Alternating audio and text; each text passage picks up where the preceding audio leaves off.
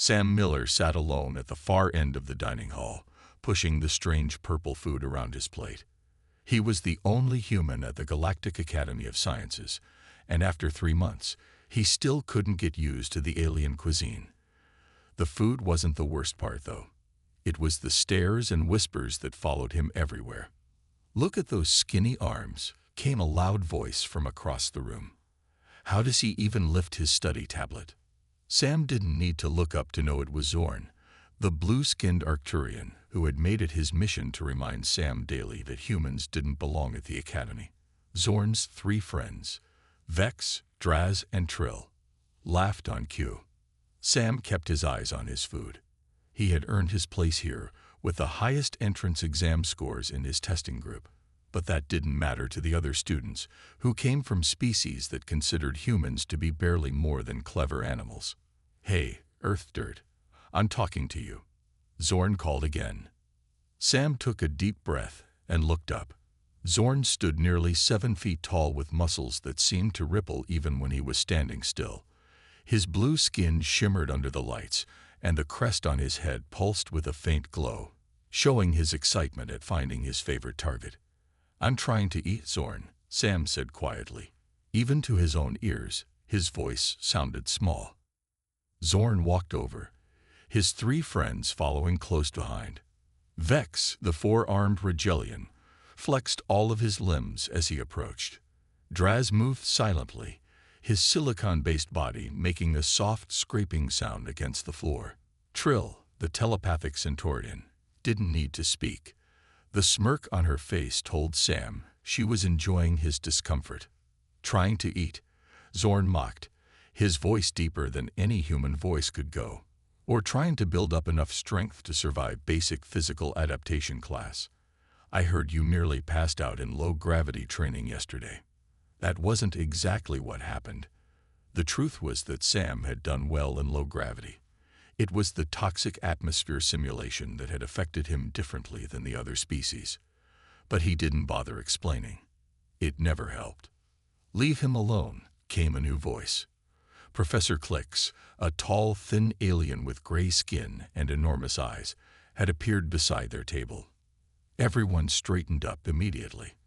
Professor Klix ran the xenobiology department and was known for his strict but fair approach. "We were just talking, Professor," Zorn said, his voice suddenly respectful. "Indeed," Professor Klix replied, his large eyes blinking slowly. "Then you will be excited to hear what I have to say. The Academy has just approved my proposal for a 2-week field trip to the Sol system." Sam's head snapped up in surprise. "Yes, Mr. Miller," Professor Klix continued, "your home system. We will be conducting comparative planetary studies, and for the first time in Academy history, we will be including Earth as a primary research site." Whispers broke out across the dining hall. Earth was rarely visited by non-humans. Most species found its conditions uncomfortable or even dangerous. But Earth is primitive, Vex said, all 4 of his arms gesturing in confusion. "That is a common misconception that the trip will address," Professor Klix replied. "The permission was difficult to obtain, but as Earth has recently joined the Galactic Union, the Academy feels it is time to better understand this interesting world." Sam felt a mix of excitement and worry. Home, but also Zorn and his friends would be there, seeing his planet, judging it. Professor Klix seemed to read his expression. "Mr. Miller will be an invaluable resource on this trip," he added. "In fact, he will receive additional course credits for acting as our cultural liaison." Zorn's face darkened, his skin turning a deeper blue. "Trip details will be sent to your tablets tonight. Prepare well. Earth may surprise you." With that, Professor Klix walked away, leaving a stunned silence behind him. Sam couldn't help the small smile that formed on his face. For the first time since arriving at the Academy, he felt a flicker of hope. Earth may surprise them indeed. The Stellar Discoverer hummed softly as it cut through space. Sam stood by one of the viewing windows, watching the stars streak by. The ship was the Academy's pride, a vessel designed to safely transport students of 30 different species across the galaxy. But even on this ship, Sam felt alone. Excited to show us your mud ball, Zorn appeared beside him, his blue skin looking almost purple in the dim light of the corridor. Earth is more than a mud ball, Sam said quietly. He had promised himself he wouldn't let Zorn get to him during this trip. Sure it is, Vex joined in, all four of his arms crossing in different patterns. It's a mud ball with water. Laughter came from behind them as Draz and Trill caught up with their friends.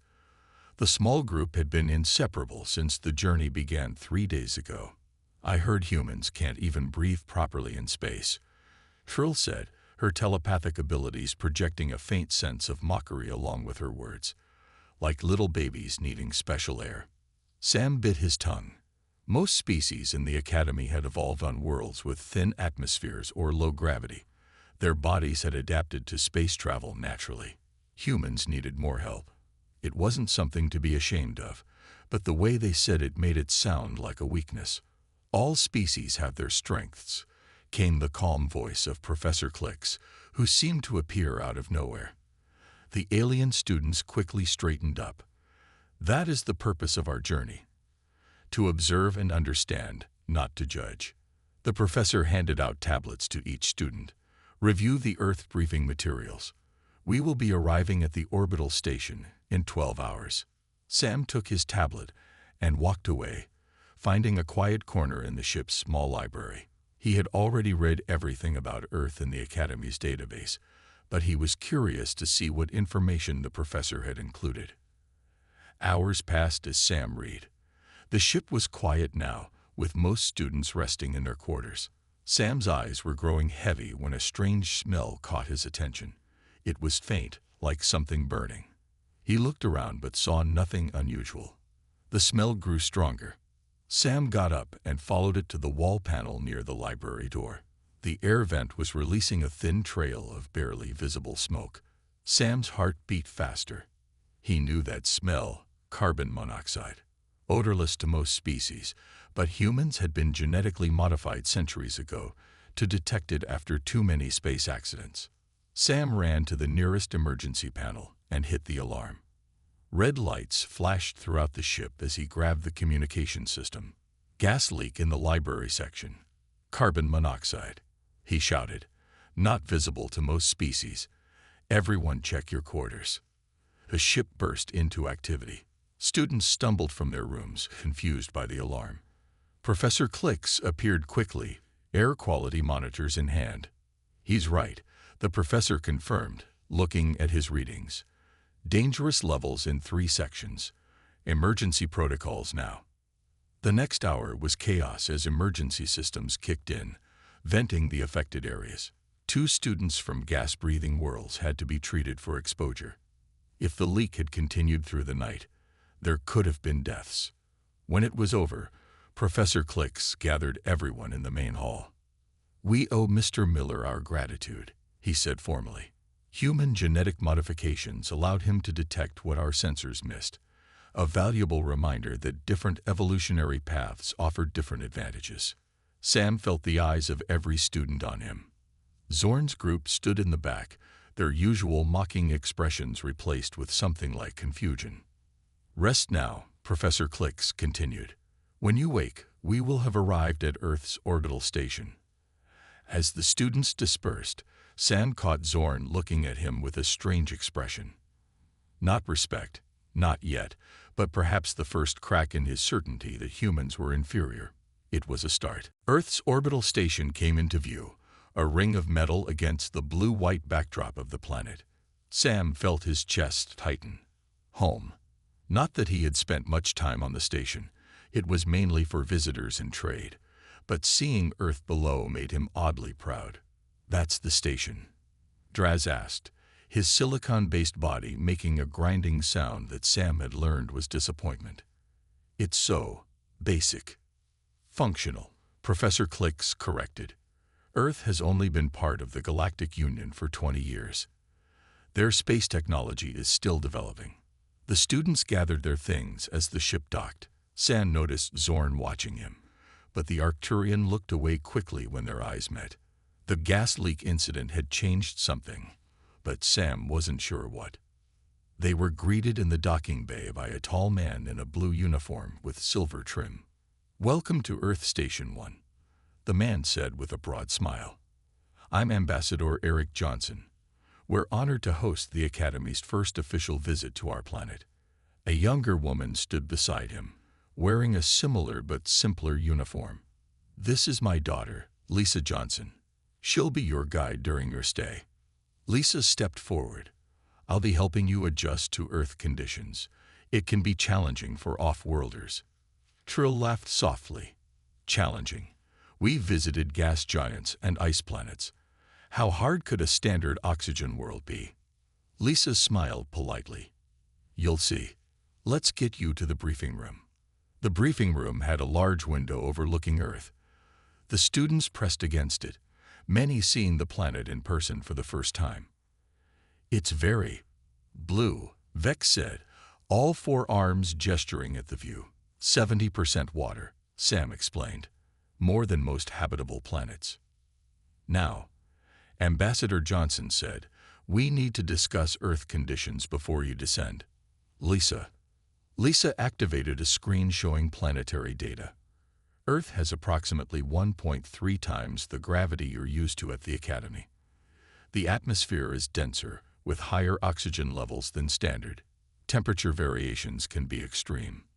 She looked at the group seriously. "Everyone except Sam will need adaptation suits. They'll help with gravity and temperature, but you'll still feel the difference." "Suits?" Zorn frowned. "For a regular planet visit. Earth isn't regular by galactic standards," Lisa explained. "It's classified as a high-gravity, high-pressure environment." The students exchanged glances. This wasn't in their briefing materials. "The professor removed that classification from your readings," Lisa continued, seeming to read their confusion. "He wanted you to experience it firsthand rather than have preconceptions." Professor Clicks nodded. "A teaching decision." They were taken to a large room where technicians helped fit each alien student with a slim-fitting suit that covered them from neck to toe. "These feel strange," Trill complained, tugging at the material around her wrists. "You'll appreciate them soon," Lisa assured her. When everyone was suited up, they headed to the shuttle bay. Sam noticed Zorn struggling to walk normally in the suit. "It's restrictive," Zorn muttered when he caught Sam looking. "It's necessary," Sam replied. "Trust me." The shuttle was smaller than they expected, designed specifically for short-distance planetary entry. As they strapped in, Lisa explained their itinerary. "We'll start in Arizona, a desert region. It's one of our more moderate environments, good for first-time visitors." The shuttle engines roared to life. Sam felt the familiar pull as they began to descend toward Earth. He watched the alien students, wondering how they would react to what was coming. As they entered the atmosphere, the shuttle shook violently. Several students gripped their seats tighter. "Normal turbulence," Lisa assured them. "Earth's atmosphere is thicker than you're used to." Sam caught Trill watching him with her telepathic eyes. She seemed surprised that he wasn't bothered by the rough descent. For Sam, this felt like coming home. For them, it was about to be a very rude awakening about what normal meant to a human. The shuttle landed with a heavy thud on the Arizona desert floor. Through the windows, the students could see an endless stretch of red-orange sand and rock formations rising in the distance. It looked peaceful enough from inside. "Remember your briefing," Lisa said as she stood by the exit door. "Your suits are keeping your bodies at the right temperature and helping with the gravity. Try not to make sudden movements until you adjust." The door opened. A wave of hot, dry air rushed in, even though the environmental systems were working to block most of it. Sam stepped out first, breathing deeply. It had been months since he felt real Earth air in his lungs. The alien students followed more cautiously. Zorn was the first after Sam, determined not to show weakness. As soon as his feet touched the ground, his knees buckled slightly. His face showed surprise as he fought to stand straight. "What is this?" he demanded, looking at his legs. "Earth gravity," Sam said simply. About 30% stronger than at the academy. One by one, the others exited. Each showed similar reactions. Vex's 4 arms hung lower than usual, as if they were being pulled down. Draz moved with a scraping sound, his silicon body struggling against the increased pull. Trill's movements were slow and careful. Professor Clix emerged last, his thin frame looking even more stretched as he carefully navigated the shuttle steps. "This is just a short hike," Lisa explained, pointing to a trail that led toward the rock formations. 3 miles round trip. We'll see some typical Earth desert features. 3 miles in this. Vex muttered, shifting uncomfortably in his suit. "The suits help," Lisa reminded them. "Without them, you'd barely be able to move." They started walking. Sam moved easily beside Lisa, occasionally stopping to pick up interesting rocks or point out desert plants. Behind them, the alien students struggled. What would have been an easy stroll at the academy was becoming a test of endurance. After the first mile, Draz began to fall behind. His silicon-based body, while perfect for the vacuum of space, was not designed for constant pressure against gravity. Sam noticed and dropped back to walk with him.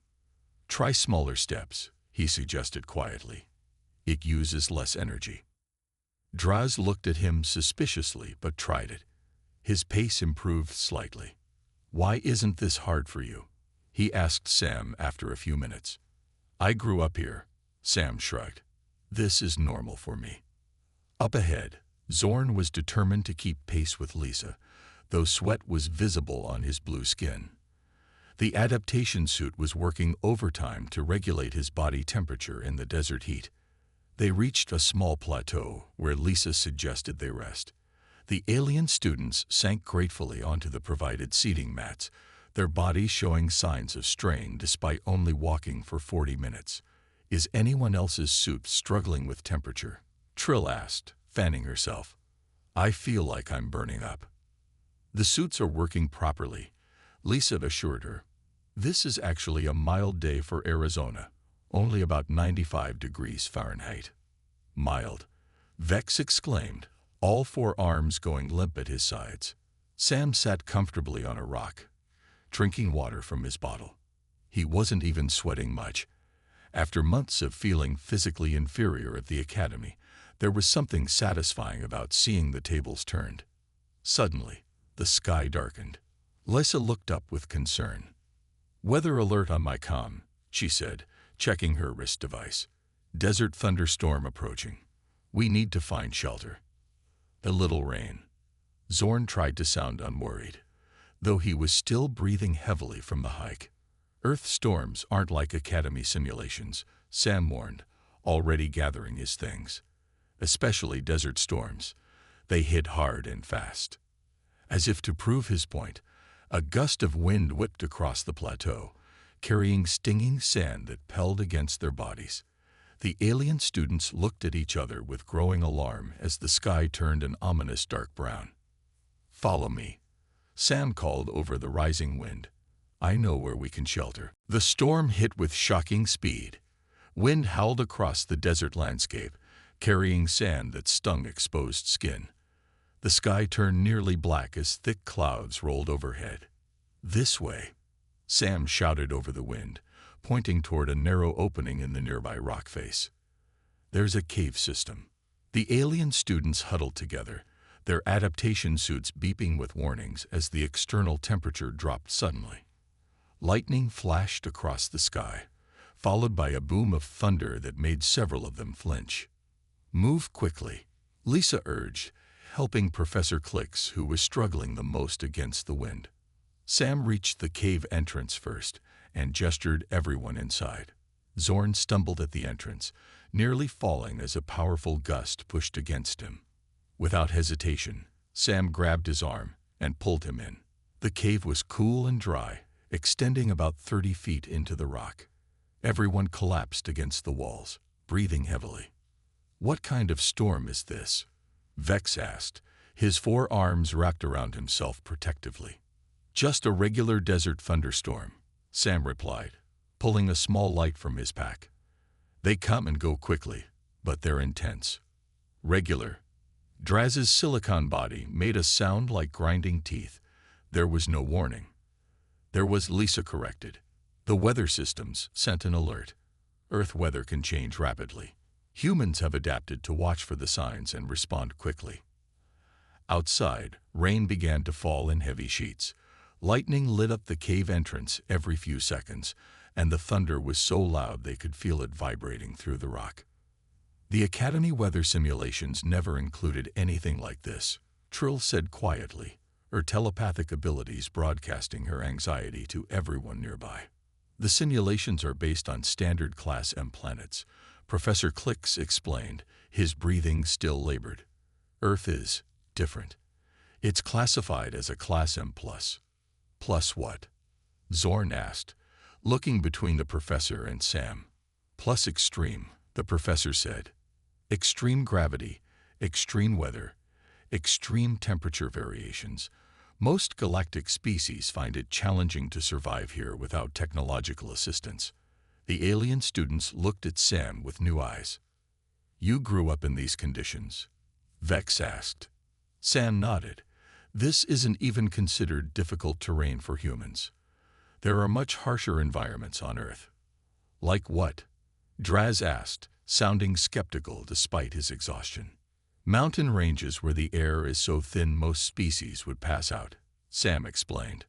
Polar regions with temperatures that would freeze your blood. Seas with crushing pressures and deadly currents. Lisa nodded in confirmation. Humans have settled in nearly every environment on Earth, mostly without special equipment. Their bodies adapted over thousands of years.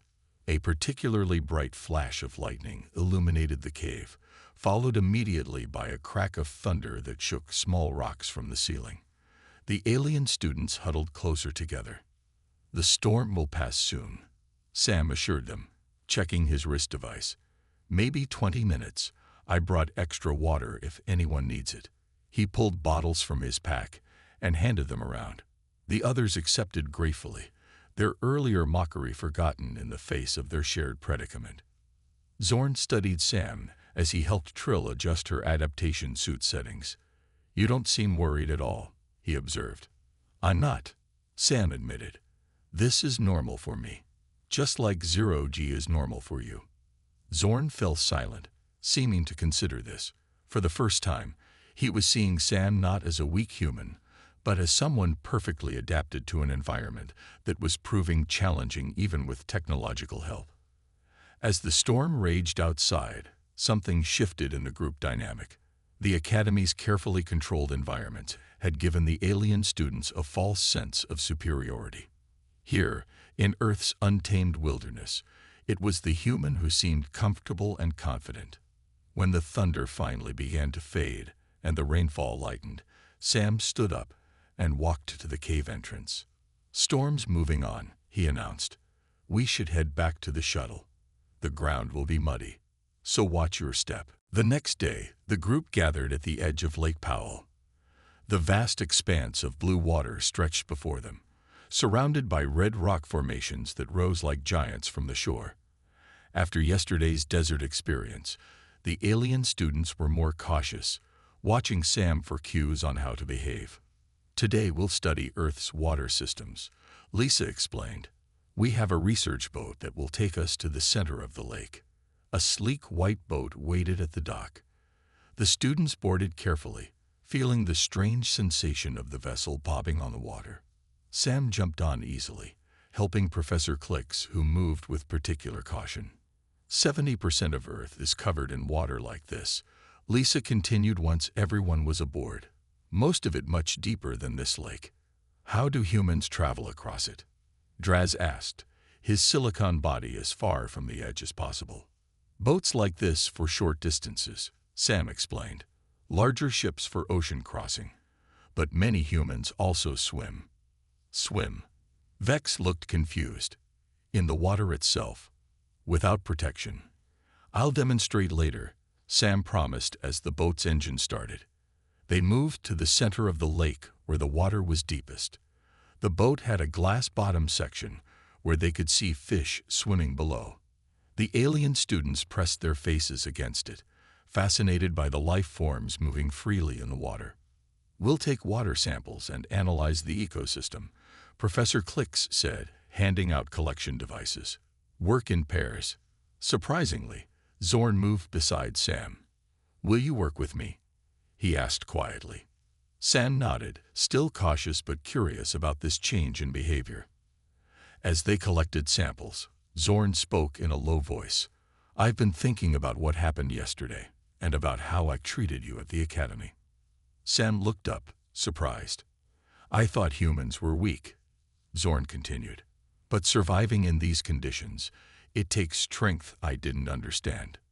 Before Sam could respond, a loud mechanical noise cut through the air. The boat shuddered and tilted sharply to one side. Everyone grabbed for support as equipment slid across the deck. "Engine failure," the captain called out. "Something's caught in the propeller." The boat began to drift, tilting more as water seeped in from somewhere below. "Adaptation suits will keep you afloat," Lisa said quickly, "but they're not designed for full water immersion. We need to call for help." She tried her communication device, but the signal was weak. "We're too far from shore for a clear signal." Professor Clicks looked at the shore, calculating. "The suits will last about 20 minutes in water before systems fail. We're at least 30 minutes from shore at best swimming speed." The alien students looked at each other with growing panic. Their suits were designed for gravity and temperature adaptation, not as life preservers. "I can swim to shore and bring help," Sam said suddenly. "I don't need a suit." "That's at least 2 miles. Frill protested. "In open water." "I was on my high school swim team," Sam replied, already removing his outer clothes. "I can make it." Before anyone could argue further, the boat tilted again, more water flooding in. "No time to debate," Lisa decided.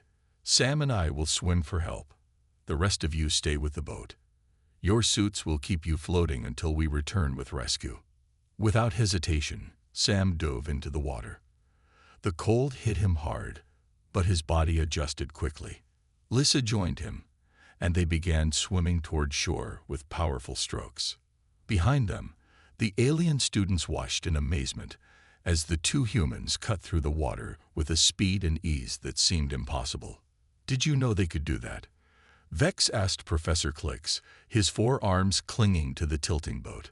"Humans evolved from water-dwelling ancestors," the professor explained. "Many can swim almost as naturally as they walk. Another adaptation we don't have."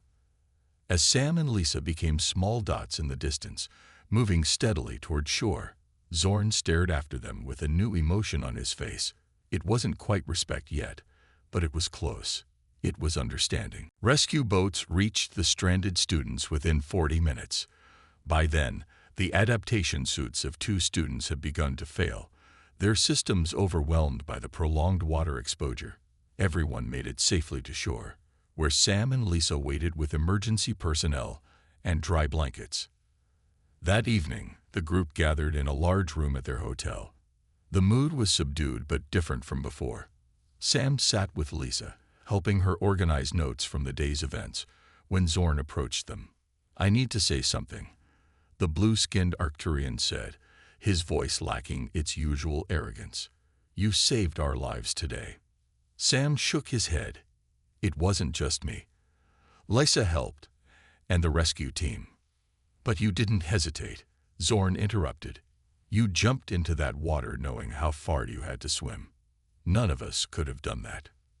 The other alien students had gathered around now, listening.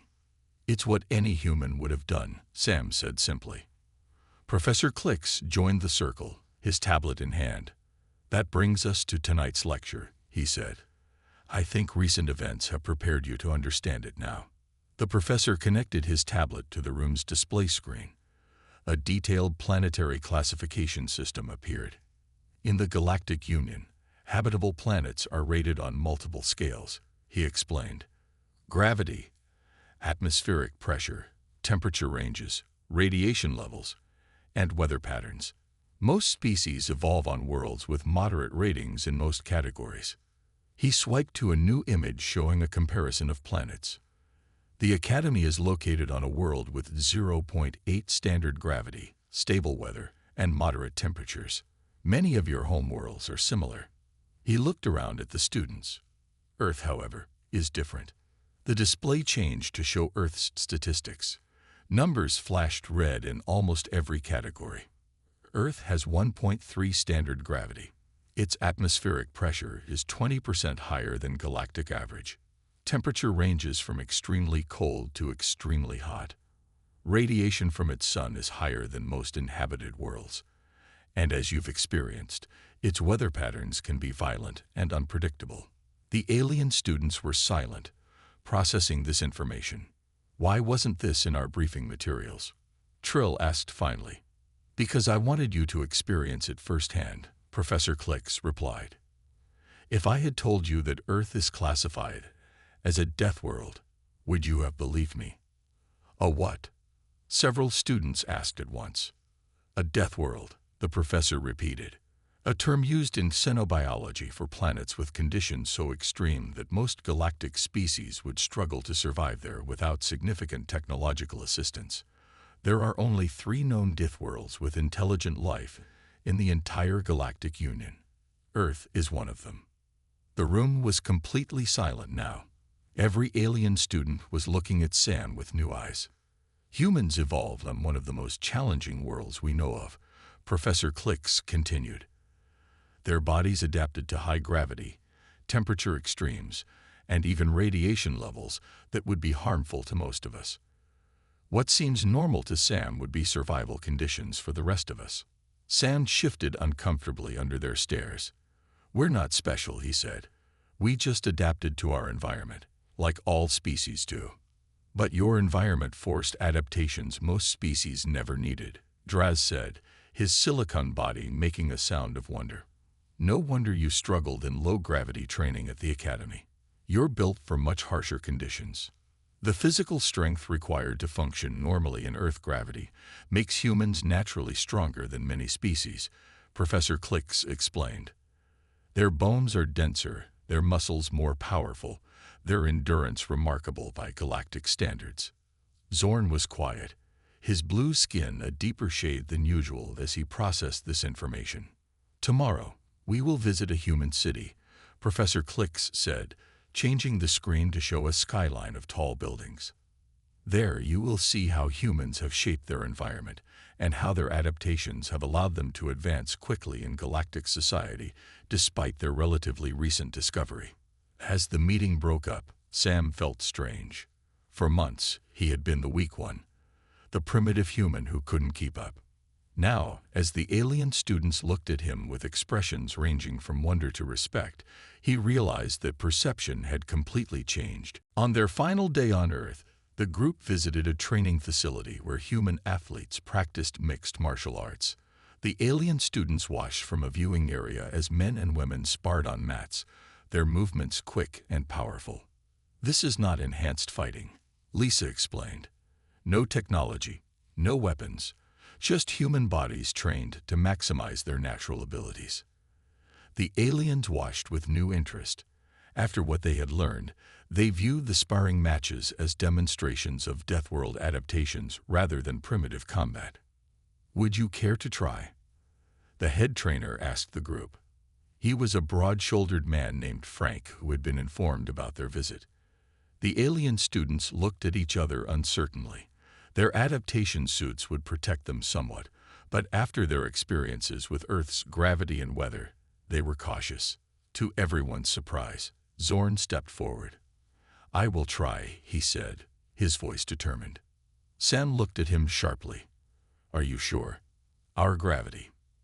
I understand the risks, Zorn interrupted, but I want to understand better. Frank nodded and led Zorn to a smaller training mat. Nothing intense, he assured Professor Klix, just some basic movements.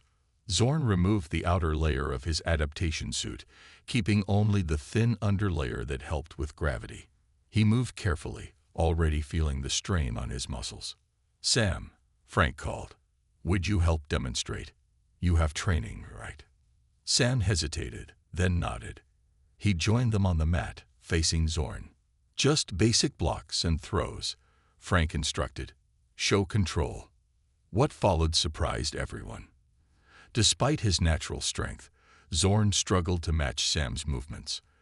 In Earth's gravity, with only minimal suit assistance, the Arcturian found that his reactions were slow and his balance poor. Sam moved with the easy confidence of someone in his natural environment, his blocks precise, and his footwork sure. After just 5 minutes, Zorn was breathing hard. When Sam executed a simple throw that put Zorn on his back, the alien stayed down, raising a hand in surrender. I understand now, he said as Sam helped him up. Completely. Later, as they prepared to board the shuttle that would take them back to the orbital station, the mood among the students was reflective. Their time on Earth had changed them in ways none had expected. Zorn approached Sam as they waited for boarding. I need to apologize, he said directly, for how I treated you at the academy. I was ignorant. Sam nodded, accepting the apology without making it more difficult for Zorn. I never considered that different evolutionary paths create different strengths, Zorn continued. I thought because humans needed assistance in space, you were weaker. And I thought because I struggled with low gravity, I was inferior, Sam admitted. We both had things to learn. Professor Clicks, overhearing their conversation, joined them.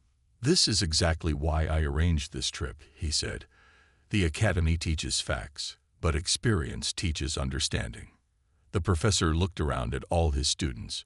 When we return, I will be proposing a new course on comparative planetary adaptation. Sam, I would like you to assist in teaching it. Sam looked surprised. Me? Yes, your perspective is valuable. And I think your classmates now agree. The alien students nodded. Even Draz and Vex, who had been Zorn's most loyal followers in bullying Sam, looked genuinely supportive. As they boarded the shuttle, Lisa handed Sam a small package. A gift, she explained, to remind you that your heritage is something to be proud of. Inside was a small rock from the Arizona desert, mounted on a base with a simple plaque. Earth, Forge of Strength. The shuttle lifted off, rising through the atmosphere toward the orbital station. Sam looked out the window at the blue and green planet below, seeing it with new eyes. For months he had tried to fit in at the academy by downplaying his human origins. Now he understood that his heritage wasn't something to hide. It was something remarkable. Beside him, Zorn looked down at Earth with new respect. The bullies had laughed at the human, until they visited Earth and discovered what it meant to be from a death world.